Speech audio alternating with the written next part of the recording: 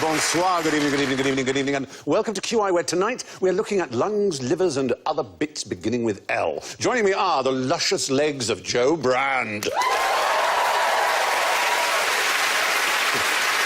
lustrous locks of Phil Jupitus. The lovely larynx of Josh Widdicombe. And the lily-livered Alan Davies. So, let's examine your organs. Joe goes...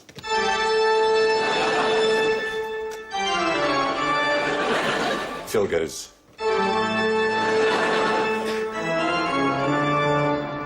Josh goes... And Alan goes...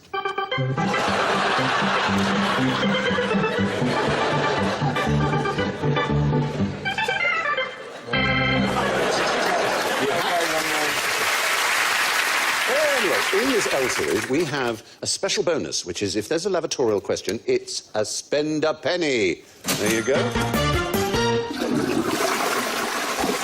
Because L is for lavatory, there may be a question which involves something lavatorial. If you think you've spotted the question, wave your penny. So, let's have a look at question 1. What was the problem with the first ever contact lenses? Joe Brand. Well, they're made of hydrochloric acid. That would have been a serious problem. I presume they were massive and heavy and awkward and difficult. They were very awkward, massive and difficult. I'll give you 20 years either way to say what year they first appeared. 1920. Oh, that's weird. Whoa! Scary.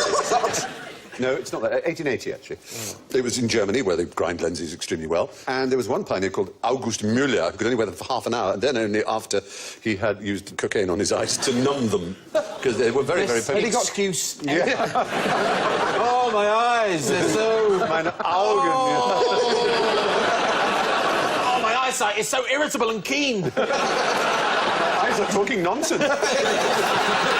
They used to saw off the bottom of test tubes and then grind them smooth and put them in. They were used not for vision correction. Originally, they were concealing eye damage and things like that to protect sensitive eyes. Was the eye damage caused by the contact lens? Well, you'd think. But then they got more sophisticated with it. By the 1920s and 30s in America, they were quite popular, but only with incredibly rich people. That's quite a big one, though. That is. In the 20s and 30s, they cost more than a car, one set. So it's only very rich daddies who would let... because their daughters didn't want to wear glasses. And if you watch Hollywood movies of the 30s and 40s, you will see that no actress wears glasses except an actress who is playing a part that is basically a librarian, a dowd, a frump. I'm not looking at you when I'm saying that. Whoa! Why, Miss Quimby, you're beautiful. Anyway, we have borrowed some objects from the world-famous British Optical Association Museum. And you each have, and I'm going to start with Phil, you have an optical object, and I'd like you to tell me what you think it might be. Oh, right. Well, it's got a lovely leather surround. Yes. Right, so why would you want to see things this red? Yeah.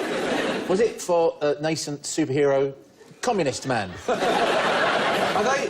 Is that literally rose-tinted glasses? Are you feeling... Oh, the 80s! The Star Capsule! The Guardian with a decent header font. Oracoria! His crosswords were easy then. Pump up the volume. Billy Bragg! Billy Bragg! As you can see, they look like flying goggles. Yeah, and that's what they are, but they're not for flying.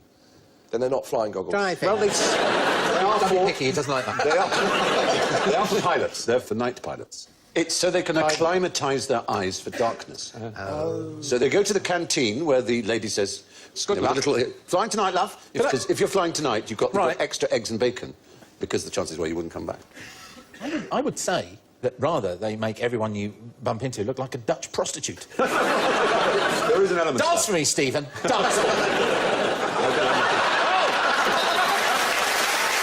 You made me. All right. You are a unique individual if you don't No, why can't I dance without people laughing? I don't understand. enjoy. I missed that lesson that everybody else went to at school where they were taught how to dance at a discotheque. Anyway, Alan, what have you got that's optical? It looks like a lovely pair of glasses. Yeah, it is. 3... Put them on and describe what you see. Well, you won't be surprised to hear that my vision is somewhat obscure. Yes. Look at the audience. They make... And what can you see? They're What can you like, see- kind of like binoculars where you can really see... Can you see me doing anything? No. You're not working, Alan. Dance.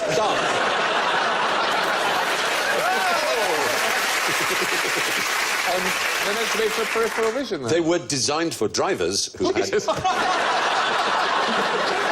bad eyesight, and it was to improve their peripheral vision. But it clearly doesn't work. I mean, no chance of driving in these. You feel like that all the time. Well, that's unfortunate. Well, but thank you for trying them. And next up is Josh. What have you got? They're very fashionable, aren't they? Yeah. Now, what you haven't done, I will though- take the red pill.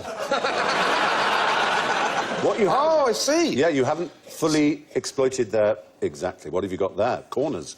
Now, Oh. No, they're exactly the same. Oh. if I were to tell you that these arts, despite their modern look, they're actually way over 100 years old. They're mid-19th century. What do you think they might help with? If I were to say one of the great British love stories... Edward yes. and Mrs. Simpson. Wow. Very They, good. they just keep getting... Yeah, the gift that keeps giving. But one of the great British love story movies. Strangers on a Train. No. You're in the right Brief area. Encounter. Brief Encounter. How do they meet, Celia Johnson and Trevor Howard in Brief Train Encounter? station. It was... He She leans out the window. Pokes him in the eye. gets something in her eye. She gets a smut in her eye. He's a doctor. He comes with a hanky. But the basic thing is, from the open carriage days of railways onwards, because of steam, smuts, so on, people got really stung in the eyes. I'm sorry, these who's were speaking now? Railway spectacles. That makes no sense. And yet it's funny. So, if she'd had a pair of these, that wouldn't have been quite the film it was. It really wouldn't. It would have lasted about 10 minutes. If he'd had a pair of these on, he'd have poked her eye out. I think I could tell what they do better, Josh, if you dance for me.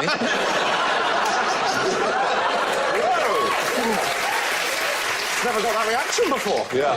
I wish I'd brought more Edam. Is that a kind of ecstasy cheese? Oh, there's a thing that drug dealers haven't thought of. Psychotropic cheeses. Edam. So, Joe, it's your turn. Oh, you've got a bonnet. Lovely bonnet and something hanging from it. There you are. How cool is that? That's great, isn't it? You are Mrs. Norris in Mansfield Park. It's a Jane Austen moment. Holmes, I never realised it was you! Can't see a bloody thing through it, though. What am I supposed to be able to see? You look absolutely gorgeous. If there had been a character from Mansfield Park in Colditz, she... Stop! You wish to escape from my prison camp. Not before we have done a little embroidery, no? I think it's more sort of Dickensian, isn't it? Like Mrs. Gamp, the elderly prostitute. I say, sir, let me see your penis. This is what these goggles were for! She's got the idea, that one. These are definitely Dutch. I'm going to have to... Even with my monocle, it's awfully small. You know how to make a man feel very, very unhappy. Enough. I have the most delicate from this museum. It's a fan. It's an éventail. Beautiful fan for fanning yourself, obviously, but has a secret lens in the middle, so I can see what you're doing. So it allows people who apparently are fanning themselves and not taking any notice of anyone else to have a very... I'm not going to lie to you. Yeah? There is a slight different technique when you start looking at me to when you're fanning yourself. No, you're only fanning yourself very slowly there, Steve. I think I'm putting these back on. Yes, they were very popular. That's actually a friend of mine, because opera glasses always seem really old-fashioned, Aren't don't they? And he was at the theatre with his elderly aunt. She'd never seen them before. And she said, how do these work? And he said, well, you just put your money in, and then you can see what's going on stage. And she went, can't see a thing. So, good, excellent. Name something this lizard is doing as well as running. Yes, Josh. Is he worrying what's wrong with his legs? He might be. I don't think lizards ever worry. He looks quite cheerful. What might he be doing? What all animals do, virtually. Hunting? Hunting, yeah. Sniffing. Sniffing. What does that involve? What do you mean, what's it involve? Breathing, God said. Sorry, I was cruel. I pushed you on that. He's not breathing. That's the strange thing about lizards. They have to twist their bodies so much that it compresses their lungs and they can't breathe. So they do a bit of a run, and then they stop, as we'll see. He's running, not breathing at all. And he thinks, oh, blimey, I need some oxygen. He'll stop. It's only when he's straight, only when he's only when he's straight.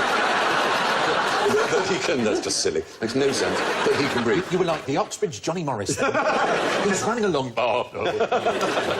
But we have an example. The fastest humans on Earth run which race? 100 metres. The 100 metres, and it's said that some 100-metre sprinters don't breathe throughout the race. I mean, they obviously take gulps in, oxygenate themselves, get all ready, like that, and then they're running, and you see them in slow motion, and then lower down, fadabada, fadabada, fadabada. Is that the noise it makes? That's the noise it makes. Wow. When it reaches 20 miles an hour, that's the noise it starts to make. Wow.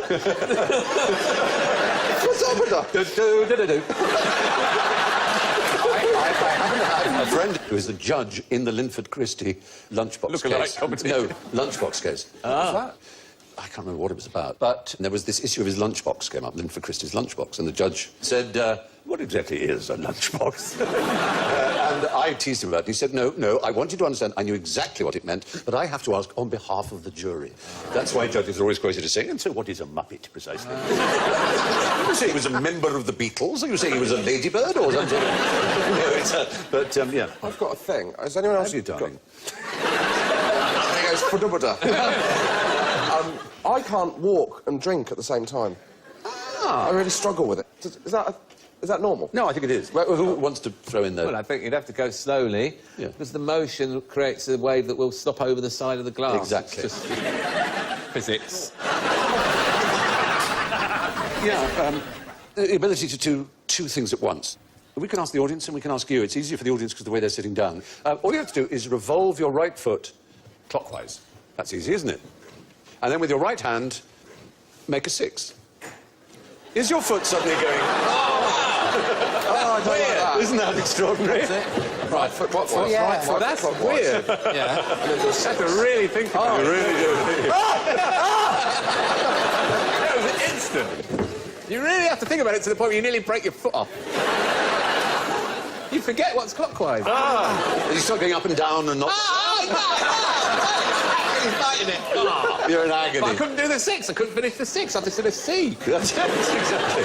It's a bitch, isn't it? It's really Oh, I'm fascinating. going to remember that one. People say, what do you remember from QI? I remember... Even if you watch your foot. Yeah. This isn't great television, what I'm doing at this moment. Put your foot on the desk if you want. Right, so... Glad I wore my natty socks today.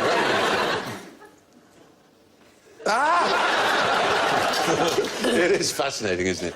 I can't even remember what a 6 looks like. Oh, little Alan, I'm so sorry. I might be able to walk. I'll be going around. Help me! It's trapped on the pavement. Well, you're absolutely right. Like a Dalek on the stairs. Did you find that when you're filming Jonathan Creek or something, that sometimes you suddenly kind of forget how to walk because the camera's on you and you... Oh, do you get that or... No. Oh. Damn you. Sorry. All right. Lizards can't breathe and walk at the same time, and our audience are even worse. Lizards have 4 legs, but what's got 8 legs sits in the middle of a spider's web, but is not a spider. Oh. Joe Brand. 1.5 flies. Wouldn't that be 9 legs? No, and a half has lost a leg. It's been eaten. In theory, that is right. Yes, it would... Why... Don't you hate it when you try and help a spider and it resists you and then one of its legs comes off? Just get on the paper and... And Daddy Longlegs, they're even worse. Yeah, I think they the are. spider could do the 6 and the clockwise with his 2 legs. It probably can easily. Yeah, it's laughing up its sleeve at us. If they have sleeves. 8 sleeves. It's laughing up its 8 sleeves. This does seem very bizarre. It sits in the middle of a web, has 8 legs, looks exactly like a spider, but it isn't a spider. Is it an unlucky octopus? A beached octopus. Well, Is it some sort of predator that wants to eat spiders? spiders? Is it one of those? Actually, it's the reverse. It's a spider that wants to deter predators, so it creates a fake spider. There. That's made of its dead skin, it's made of leaf mould, it's made of all kinds of bits and pieces. There you can see the sort of body. You only see 4 of the legs there. It's already making a woman in the audience wet herself. Did someone just make that? A spider did. Oh, is that real? Spiders make them. That's the point. They make them... Is that to scale? Well, it's... almost in the sense that it's 5 times bigger than the actual spider. So the spider is quite small. It makes this enormous spider, and sometimes it lives in a pouch in the abdomen, and no one's quite sure why. They think it may be to deter predators because it looks too big, or it may be to suggest to other spiders that you can't steal this web because it's occupied. But It's like a scarecrow, really, isn't it? basically, yeah. Or It turning your may lights on in your house to get Just burglars off. be a hobby. Yes. When your life is sitting in a corner of a shed eating flies, you've got to have something. Yeah. It is in the middle of the Peruvian jungle where there are not so many sheds. They don't even eat them, do they? They drink them. Because they wrap them up in their silky web, and then the prey dissolves into a fluid, and then they suck it when it's a liquid thing. That's good eating. Yeah, isn't it? Yeah. The amazing thing is, and this is really extraordinary, is that another species of spider, altogether, as far away as you can virtually get on the planet, 11,000 or so miles away, across from Peru in the Philippines, does almost exactly the same thing, and nobody knows if that's convergent evolution or whether it's actually be a weird raft that managed to get all the way across that amount of It's work. just God, Stephen, it's just God. Just God. I overlooked that possibility. Mysterious ways, mysterious ways. Very mysterious ways. So that's the Peruvian spider that makes huge models of itself. Are those and- spiders to scale? Because I'm telling you now, Japan are going to be all over that. Oh no! Giant spider! I can't like this map behind Alec because it looks like it's the spider forecast. South America, large, red. It's like when you're, when you're on a plane and they have the map with the little plane. If you turned it on and it was that... It also has such random cities on it as well, doesn't it? It doesn't have, like, Paris, Rome... Yeah, King's Lynn. Venice. It's very strange. I never quite understood that. Very peculiar. Anyway, Peruvian spiders make huge models of themselves and put them in the middle of their webs. Speaking of things with lots of legs, why can I never seem to catch the perfect centipede? Yes, Is it because you're too pissed all the time? why, thank you for that. Just a guess. They never A actually lucky have. guess. They don't have 100 legs. They don't have 100 legs. Well remembered. They don't. We had it on this show. We did, but it was a long time ago. You're absolutely right, but that's not the reason we won't catch a perfect one, because you could have a perfect one that had 98 legs, because what would 98 legs mean? That it had how many pairs of legs? 49. 49. But why can't it have 100? With 50 pairs. Could it... Does it have to have an There odd is a number reason. of pairs, Yeah, it has pairs to of have legs? an odd number of pairs. For some reason, all centipedes have an odd number of pairs of legs. But that's not the reason I can ever catch a perfect one, because a perfect centipede would have, say, 102 They're amazing. The legs are amazing. They Look are at how they go in a kind of astounding. wave. Yes, they do. It's not... it's Not at the moment because it's climbing, but when it starts Yeah. walking, they go in a wave. Ooh. That's They were massive. I wish they were massive. And they went down the high street. Oh, no! They were nice and benign and friendly. Hello, morning. Like if all vicars were centipedes or something.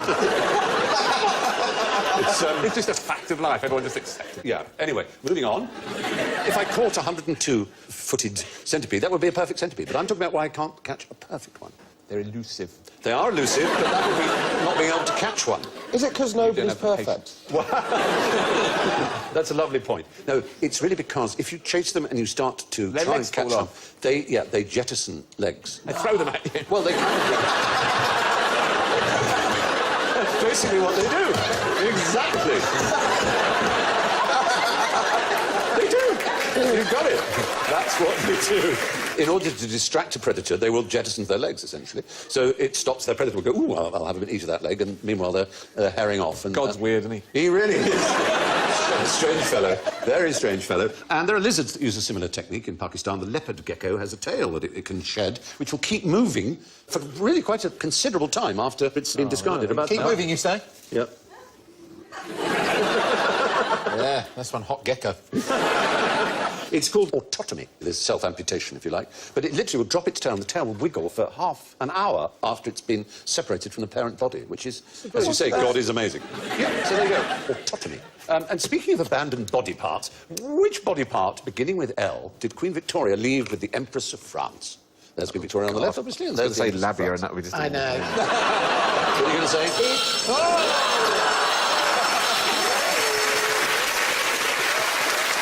Oh, dear. Is it her little finger? Is it Liver, a lock of Larry. hair? Lock of hair is the right answer. But she virtually invented this sort of Victorian sentimental obsession with locks of hair. When her husband died, she obviously kept lots of Albert's hair, but she gave... They've taken the photo away, but really, I know. She looks so pissed off that her crown doesn't fit her. It just looks like. Shall we go back? Yes, a can we? complete I comedy didn't notice crown. that. No, honestly, no, it's absolutely meant to be this way. It doesn't fit me. Yes, honestly, it's exactly as intended. It does, I agree. For a child! No. Well, The Empress is going, my bonnet's perfect. Yeah, it did. It's rather like Joe's bonnet. It was, your monocle bonnet. Yeah, exactly. Oh, you could be the Empress of France. Double vision, yes. Yeah. You think I could be the Empress of France? Easily. Let them eat cake. So let's cut to what she gave. It was a bracelet made of her own hair. That's an astonishing gift. But this was what Victorians were obsessed with. Knitting, braiding, plaiting, making things out of hair. Artists powdered hair down. Do you remember those things as a child when you would put glue, like Prit, the non-sticky, sticky stuff on it, and then you would sprinkle glitter? So, do you remember that? Yeah. Copydex. Or Copydex you could use, which smelled slightly chlorinous and with... Semen. What do you...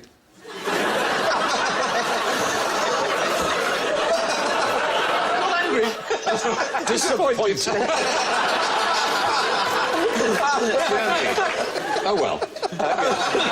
So that's what artists would do. They would glue on and then they'd sprinkle the powdered hair. So hair was a big kind of deal.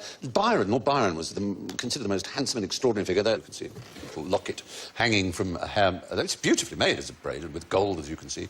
And that can be made to fit into a waistcoat or something.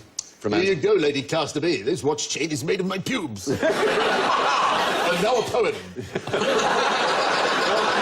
Lord Byron didn't necessarily give his own hair away. It's that he was so handsome and so adored that... That's a painting. But what was wrong with his hand? It was generally agreed by all who met and knew him. He was a hugely charming man. According to his own diary, didn't he? Lady No, he had... I mean, letters were written to him, people, and women sent him locks of their own hair. So he used locks of his Newfoundland dog, which he sent back to the women, which... They didn't notice. They thought it was Byron's hair. Lady Suffolk, I apologise for giving you mange with my latest gift. Meanwhile, I shall come round your house and I shall rotate my right foot and draw a 6 in the air.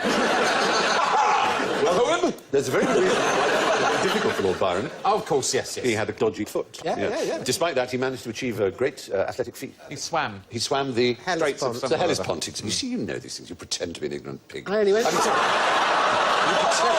pretend. No, I meant to say you pretend to be pig ignorant.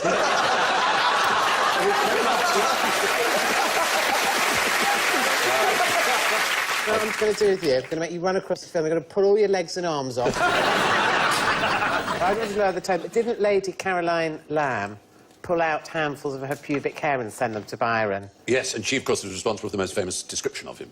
Yes. Mad, bad, and dangerous to have tea with. Oh. She was a fabulous woman. There was a movie about it. I think Sarah Miles. Yeah, Oh, that's right. Yeah. Sarah Miles used to drink her own pee. Yeah. Yes, she was a urinobibe. Yep. As was the Prime Minister of India, Morarji Desai, who became Prime Minister at the age of 80. So, and he drank his pee every day. Anyway, the Empress Eugenie, her name was, and she was the wife of Napoleon III. There's Eugenie. She had a fantastic real name. Doña Maria Eugenia Ignacia Agustina de Palafox Portacarrero de Guzman y Kirkpatrick. That's her name. Yeah. Thank you. What was very pleasing is that she was known as Carrots. Because that was her nickname at school in Bristol, where she lived, and she died in Britain as well. I had no idea that we had a hipster Napoleon. Oh, yeah, he was a hipster. Check him yeah. out. Yeah, he's pretty good, isn't he? Can I have a flat white, please? no, the jacket I got in this vintage place is great. Yes. Queen Victoria gave the Empress of France a bracelet made of her own hair. We move now to a less lovely Elle. Why would you put a leech on a leash? Is it a medicinal leech? It's a medicinal leech. OK. So basically, there are various places you can put it. Where might you want a leech to go? They've been used for medicinal purposes for centuries. They use them in the NHS today, don't Yes, they do. They Yeah. absolutely do. Yeah. You put them on a wound, don't you, and they eat bits that are infected or... No, that's the maggots. You can put maggots on That's the wound. maggots, yeah. And they eat Leech is the dead actually... flesh. Have I travelled back in time? No. And migraine headaches are caused by a demon living in... If you have a member reattached, a finger or some other member, it's kept in ice and then it's sewn back on, and it has a very good prognosis. But you can attach leeches, and what it does is it actually helps the capillaries join together and thrive. So it's like a kind of biologically active cauterising. Yes, yeah, it's really extraordinary. Oh, And I don't care. I don't want it. I know. It doesn't really hurt much, no, Oh, no. What do you mean, how do you know? Well, I'm told it doesn't hurt. I don't know you and your public school ways. Fry, time for a leeching. Yeah, it doesn't... Scrotum. Get Fry. It doesn't hurt as much as double... It's time for his leeching. What do you want, Scrotum? It's time for your leeching, Fry. It doesn't hurt as much as Dr. Stavely slamming your dick in the desk, I admit. It's... look, I love to shock you. It's sweet. Do you remember John Wayne Bobbitt? Oh, yeah. John Wayne Yeah, Bobbitt. he went to Winchester. No, I also remember Bobbitt, who's Yeah, he had 70s. his Wife, member his wife's reattached. 70s. Yeah, she cut his penis off and then threw it out the window of a moving car. So it Yeah. took some finding. It took but a- then they sewed it back on and he made some money out of porn films, Yeah. weirdly. He must have been rather impressed that a penis that took some funding was found. He must have thought, yes. Let's hope they found the right one. That would have been a disaster. Stop it. Yeah. I can imagine him at the lineup. Can I say number 3 again? You're too used to that programme, that's just sick. They were often popped up on a leash up the bottom to deal with intestinal problems. the inside. Yeah, or down the throat to deal with bronchial problems. Yeah, exactly. I know. Or you could actually use them on the scrotum for strained testicles. Have you ever had strained testicles? I'd rather have leeches on my balls. Very nice. Just a minute. Yeah, one doctor wrote a more... Strained testicles and custard. No, that's what prunes are. And as I say, these days they're used to encourage capillary growth on severed members. Doctors used to put leeches on leashes to send them up patients' bottoms. Now, what did Georgian gentlemen keep in the sideboard for after dinner? Small Georgian ladies. After 8. Porn. After 1713. Porn. Well, actually, it was something that disgusted a French observer, and he wrote about it in a letter. So you've got a chance here for serious points. Alan, quickly! He's done it before. Oh, there we are. 2 of you, 3 of you. Yeah, you've all got to get the points, except Joe, I'm afraid. The fact is, it was chamber pots, yeah. It was Rochefoucauld, not the famous Rochefoucauld, but another Rochefoucauld, François de la Rochefoucauld, who wrote in his diary, the sideboard, this was in Suffolk in 1784, the sideboard is garnished also with chamber pots in line with the common practice of going over to the sideboard to pee while the others are drinking. Nothing is hidden. I find that very indecent. Chamber pots lasted, of course, well into the 20th century because there were many, many households that went on main supplies. Many of them, of course... WC. Yeah, exactly. They had outdoor loos and they popped a chamber pot under the bed. And chamber pots were, I won't say exactly witty, but they had things written on them which are quite surprising, really, thinking of previous age where you imagine people were rather more prudish. Look at these. Use me well and keep me clean, and I'll not tell what I have seen. So you pooed onto an eye, or you peed onto an eye. And there were some during the Second World War that had a picture of Hitler, so you could poo on Hitler's face. Quite sort of pleasing in a way. That's your chamber pot. Now it's time to dip the crouton of confidence into the all-melting fondue of general ignorance. What kind of wine goes best with a human liver? A Chianti. Whoa! That's what Hannibal Lecter says. That's what he says in... In Silence of the Some Lambs. fava beans. He that says... are Chianti. What are fava beans Like to little white beans, aren't they? reclaim your... What would we call them in England? Butter beans? Broad beans? Broad beans, yeah, you get a few points back from the massive deficit that you've already... yeah, it's in the novel. Who wrote the novels involved? Thomas Harris? Thomas Harris is right. He, being rather sort of smart and giving Hannibal Lecter good taste, knew that something fatty and greasy like a liver is not complemented well by a Chianti. He knew that it was best accompanied by something a little more full-bodied. Something like, for instance, an Amarone, which is what is in the novel. which is a sort of Valpolicella type wine, and that is... Why did they change it, Stephen? Because they felt most people hadn't heard of an Amarone and they might think it was some sort of biscuit or something. They're quite right. It sounds like an amaretto. Yes, like an amaretto, exactly. Hollywood dumbing something down. I know, it's hard to believe, isn't it? What? The S. They were thinking, white wine with meat. But why would it have been a rather disastrous decision to eat a human liver anyway? Toxic. Yes, they are toxic. Do you know what the toxin is? No. Is it vitamin something? Yes. Vitamin E? Actually, A. A. Yeah, a lot of vitamins can't be stored, as you know. Vitamin C, you just pee out the residue, so the idea of taking these 5,000 milligrams a day is just... That's why you have bright yellow wee. Pointless, exactly. You're giving the rats the vitamins. You're getting the rats precisely. They will grow more and more immune and stronger today. Why they'll be as powerful as the Prime Minister of India. I'm recycling! But, yeah, the liver stores vitamin A, which in excess can be quite Helps you see at quite night, dangerous. Livers can regenerate themselves. Did you know that? Yes. Like Doctor Who. Yeah. Like Doctor Who, yeah. There's the liver drawn by Da Vinci. Leonardo, and you can see there his famous mirror writing, which is... I mean, I know the drawings are amazing enough, but as a boy I tried using a mirror to write mirror writing. It's just... I mean, you think drawing a 6 with your hand and doing a... So why did he do that? No one's quite sure why he wanted it to be secret, but he did. For Dan Brown. Yes! Yeah. For the one who was... There's secrets in the Vatican, Josh. Let's go and find them. Genuinely uncomfortable in this situation. If you use those goggles, you can see the map. The amazing thing is, one of the magical things about livers is if you take a small liver from a small dog and you transplant it into a large dog, the small liver will grow to the size it would have been in the bigger dog, which is extraordinary. Wow. Yes. You see, I often run out of things to do with the children at weekends. Now you know. We're going to try that. Yeah. Now, also, you know a fantastic slang word. Yeah. And it's a liver disturber. And it's American 19th century slang for... An alcoholic. No, a huge dong. A huge dong? Yeah, a liver disturber. Oh, we think... Exactly. We think we're sick. These are Victorian Americans. I got a tonsil troubler.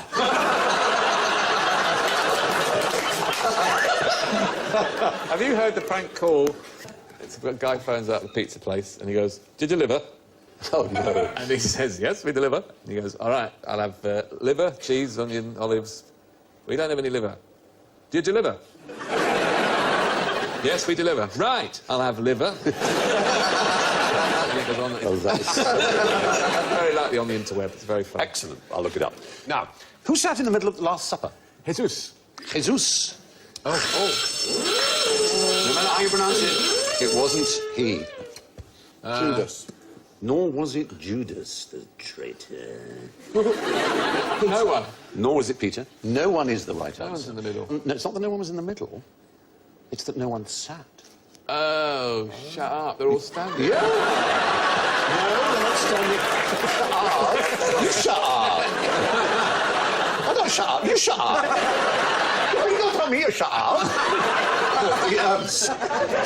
Stop it now. Just stop it now. The thing is that in Palestine, which is a Roman province, they're like Romans. They lay on their stomachs like That Romans. can't be good for digestion, can it? No, you'd think not. But we know that that's the way they act, more or less, because in the Bible, now there was one leaning on Jesus' bosom, one of his disciples whom Jesus loved. And, you know, you kind of see how that would have worked.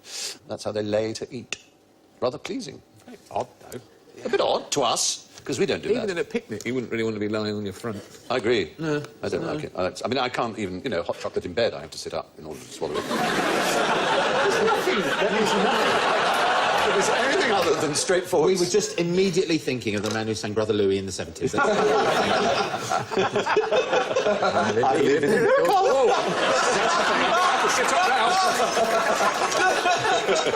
Oh, lordy, lordy bless. Now, nobody sat anywhere at the Last Supper. Everyone was lying down. Well, now, who's in charge of all the ants? Adam. Very good.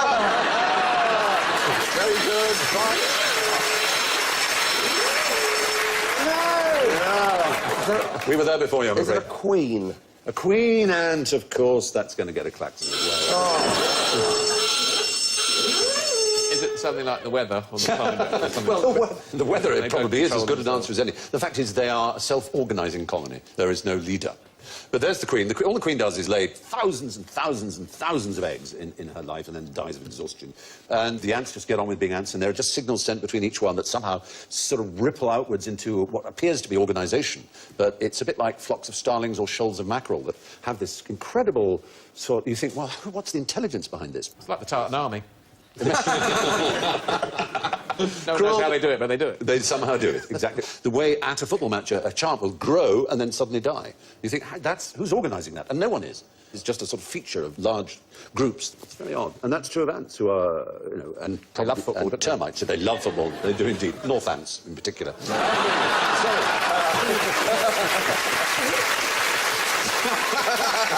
It seems there's no one in charge of the ants, but there is someone in charge of the scores, and that's me or I. And it's very interesting, because in first place, with a positive integer, 1 point, Phil Juventus! On -6. In second place, Joe Brand! Highly respectable for him, it's a triumph. On -26, Alan David! Now, looking here, on -30, Josh Widdicombe!